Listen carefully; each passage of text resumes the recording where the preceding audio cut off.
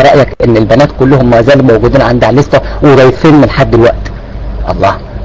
قلت له اذكر لي اسم واحده قدام الفنجري هرب. ده اخرستوس انستي، ده اخرستوس انستي بتاعك. اخرستوس انستي بتتكلم؟ كذاب كذاب كذاب كذاب. انا مش بقول لك سجل وصل الكلام ده لانا مانجو، سجل لها يا حبيبي. اخرستوس انا مانجو اللي كان بتسال الادمنيات والادمنات موجودين لحد دلوقتي، بتقول لهم اخرستوس انستي اتاخر، لو في واحده فيكم معاها رقم تليفونه تتصل بيه بتشوف ان هو موزع رقم تليفونه على البنات ولا لا، من حبها فيه. يا ابني انت نايم في العسل، يا ابني انت نايم في العسل، انت نايم في العسل، ما تعرفش حاجة. سيب اللي يعرف يتكلم. بتدافع عن مين؟ انت بتدافع عن مين؟ بتدافع عن انا مانجو اللي تعرض في عرض؟ معلش هتكلم دقيقة واحدة بس وهسيب المايك. اللي تعرض في عرض ناهد متولي، دي ناهد متولي نفسها تعرض في عرضها انا مانجو. تتكلم عن مين؟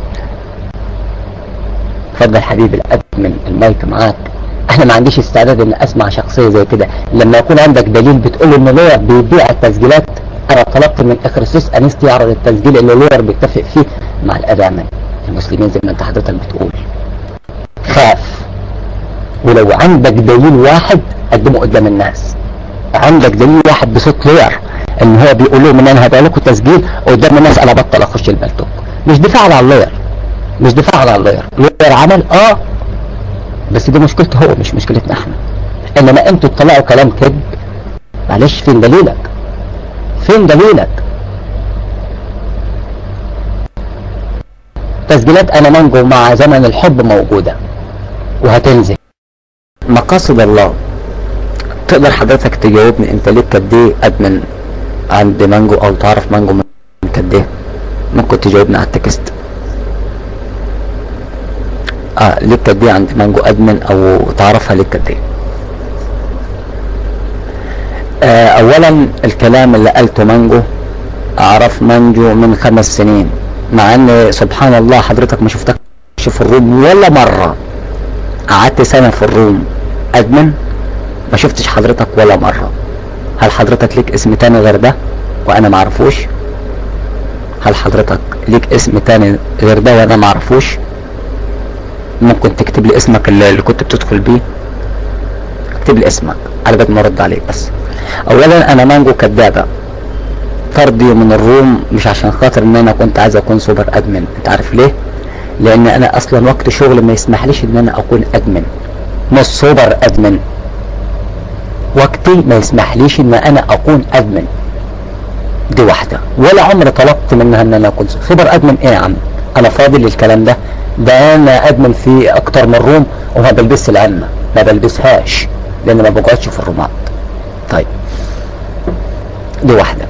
هقول لحضرتك انا خرجت بقى ليه لو حضرتك تعرفها من 5 سنين زي ما انت بتقول. يا ريت تكون بتسجل الكلام ده. قول لها لو فاكرة يوم منقذ السكار لما دخل عندك الروم وكنت عازماه، وكان داخل يعمل عندك محاضرة 1.5 ساعة يطعن فيها في لاهوت المسيح، والشرط ان الاسئلة تكون نص ساعة فقط لا غير. يعني هو يطرح اسئلة 1.5 ساعة ويطعن في لاهوت المسيح قدام وتنقط له الغرفة كلها عشان منقذ السكار ياخد راحته في الروم المسيحية. والاسئلة تكون مطروحة ليه نص ساعة فقط لا غير ومن ناس معينة. لما جيت قلت لها يا مانجو لو سمحتي، انا طبعا ما كنتش لابس العمة، ما كنتش بلبس العمة عندها، قلت لها لو سمحتي انا عندي رد على منقذ السكار لانه بيكلفتكم في النصوص وبيقطع نص النصوص. قالت لي لو عندك حاجة والشهود عندي موجودين وانا عايزك تعمل الفرع عشان انا هجيب لك الشهود، يطلع يفضحوا لك مانجو بالصوت، مش بكلام مانجو ولا بكلام ابرام. لا مش انا اللي هتكلم، انا هجيب لك شهود كانوا اداة من عند مانجو وهطلع لك مانجو دي ولا حاجة قدام حضرتك. يا ريت تعمل الفرع على ابرام بكرة. ليه مستني ليه اليوم الاثنين؟ انا عايزه بكرة عشان لما اضرب الضربة اضربها صح.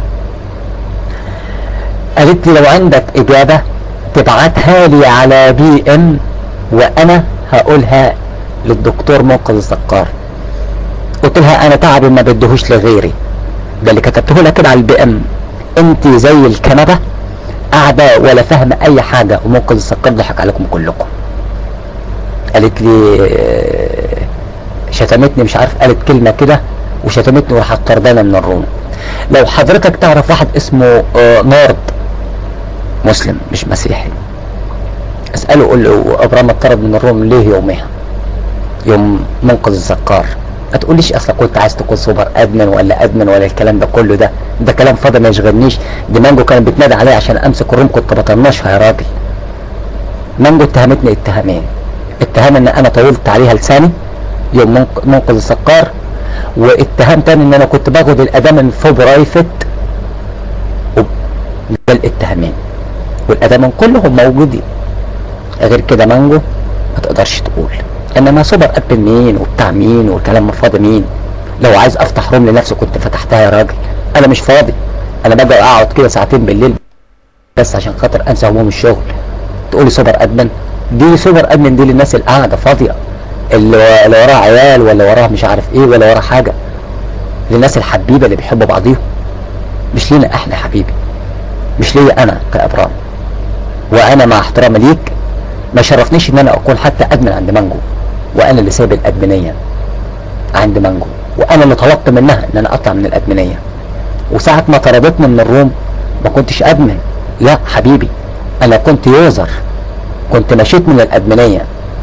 حضرتك اللي فاهم غلط مش انا اللي فاهم غلط. ده بالنسبه للاستاذه مانجو. تعال اللوير. بتقول ان لوير بيبيع التسجيلات، واحد بيبيع صورته، بس صوره لوير نازله على بعض التسجيلات. التسجيلات كلها نازله باسم لوير. تتخيل لو انسان مجنون مش عاقل ممكن يعملها وينزل؟ طب على الاقل صوته مش طالع، كان ممكن يطلع الفضائح بتاعت الناس اللي معاه، ويكفي ان فضائح الناس وصوته هو ما يطلعش ولا اسمه ما يطلعش في السايت ولا ايه برضه؟ الكلام اللي انت واخده ده مش كلامك، ده كلام اخرستوس انستو ما عندوش عليه دليل واحد يقدر يقدمه. تعال حضرتك للصوره اللي بتقول بتاعت، انا ما تعرفش ان الصوره دي اللعبه ده انا واخرستوس، اللعبه دي بتاعتي انا واخرستوس، ده انا عرضت على اخرستوس عرض. قلت له اخرستوس عايز تتوه الناس عن صوره مانجو؟ قال لي اه. قلت له انا عندي فكره. راح قلت له ايه راي حضرتك لو احنا ندخل باسامي ثانيه وننزل صوره مختلفه عن اللي منزلها الهاكر لانا مانجو، ونقول دي صوره انا مانجو، وتاني يوم نعمل سايت جديد وننزل صوره مختلفه عن الاثنين ونقول له ان دي صوره انا مانجو، ولو هو انسان عنده امانه يقول لك الكلام ده حصل ولا لا. قال لي طب وايه الفايده من كده؟ قلت له الفايده ان الناس هتشوف 3 صور مختلفين عن بعضهم وهيقولوا ان دي صوره انا مانجو، هيحتاروا فين صوره انا مانجو فيهم. قال لي فكره جميله، قال لي فكره جميله. معلش ما هم السعاده لما يفكروا كده. لو هو واثق كان يديني صوره انا مانجو ليه كان هيفكر في الفكره اللي انا فكرتها؟ كان قال لي لا ده صوره انا مانجو تسيبهم يخبطوا في دماغهم في الحيط.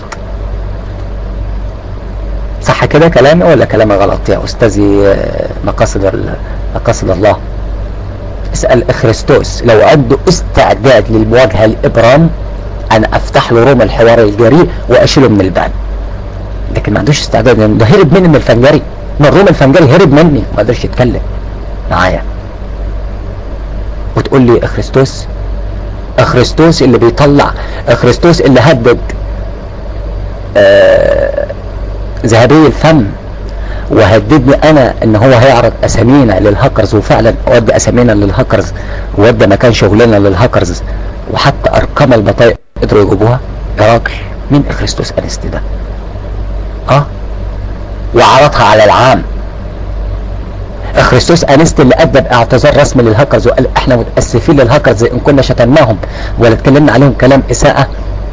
ده اخرستوس انستي بتاعك اللي انت بتدافع عنه هو انا مانجو فاتحين روماتهم للهاكرز يا راجل. شفت الشخص المسيحي اللي رقم بطاقتي جت عن طريق الاسم الرباعي. ما اصل احنا مسيحيين زي ما بيقولوا كده، انتوا عبط مش قبط. ما يهمكش، انا ما قلتلكش ان انت مدلس، بس انا بقول لك كل كلمه انا قلتها في شهود عليها، شهود عيان، ناس حيه ما ماتتش، مش كلام هتاخده من فم ابرام، لا كلام ابرام كذاب، اعتبر ان انا كذاب، بس حي هو الرب. انا مستنيكم تعملوا الفرح، بتقول انت بتعمل الفرح على ابرام، صخره على الامام، مش عارف ولا تعملوها ايه على باسم ابرام. حي هو الرب. ايه هيخلي اللي ما يشتري يتفرج؟ انا عندي حاجات كتير على مانجو ومش عايز اتكلم فيها، حاجات تخصها شخصيا وتخص جوزها، بس انا مش عايز اتكلم. لكن انت اللي هتجبرني على الكلام، والكلام ده انا مش هتكلمه دلوقتي، لا، الكلام ده انا هتكلمه لما استنى رد فعلكم انتوا هتعملوا ايه. انا مش هتكلم الاول. لكن حي هو الرب، ممكن يكون سبب طلاق مانجو على ايدي.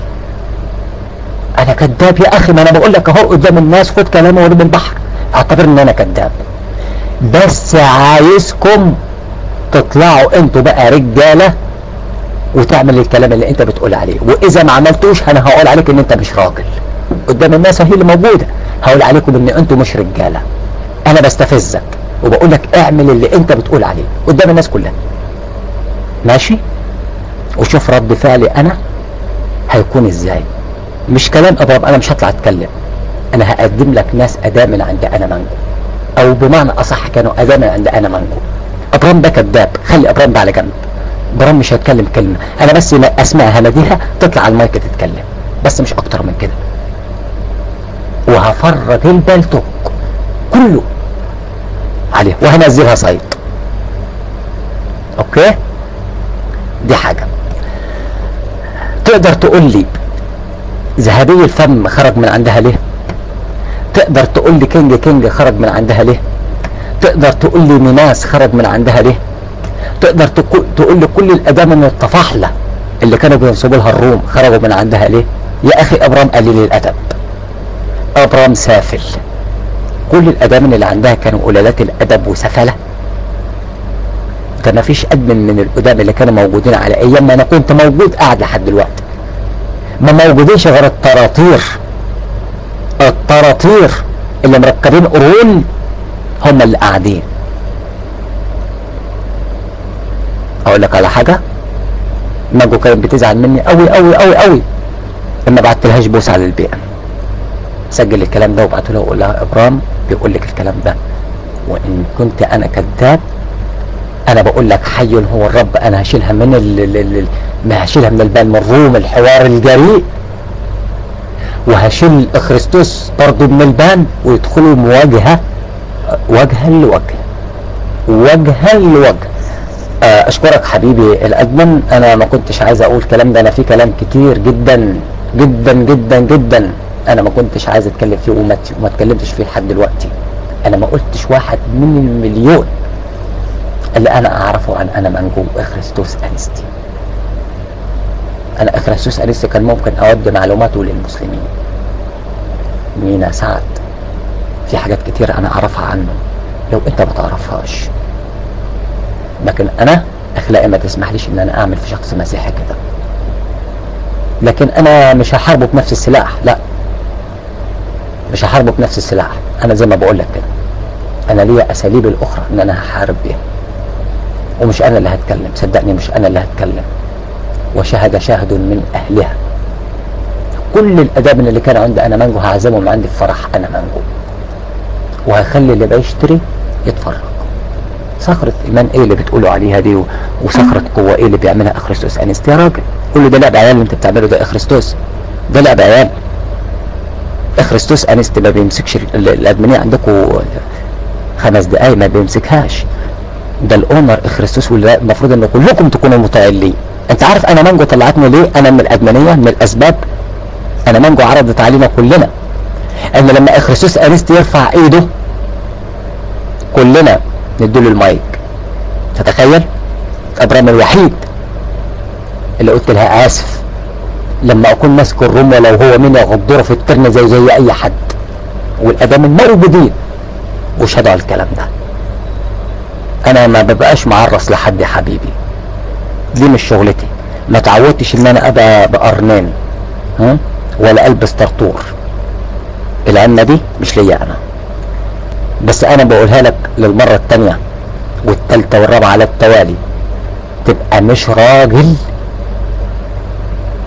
مش راجل لو ما عملتش اللي انت قلت عليه. وانا هفرجك مين انا مانجو واخريستوس انستي على حق ربنا.